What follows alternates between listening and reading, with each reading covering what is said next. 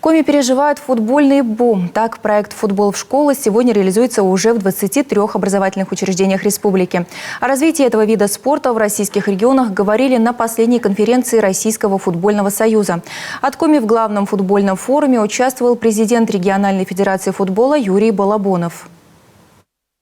У нас Республика Коми переживает некий футбольный бум. Я бы сказал, не футбольно, а футзально. Или по-старому мини-футбольный. У нас действительно один из лучших регионов Российской Федерации, где создана система развития мини-футбола, футзала.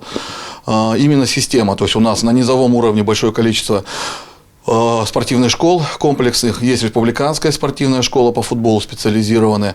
У нас есть большое количество академий мини-футбольных. У нас есть две команды мини-футбольные Ухта Дубль и Генерация Дубль, которые играют в высшей лиге, и две команды, которые играют в самом высшем дивизионе Суперлиги Ухта и Новая Генерация.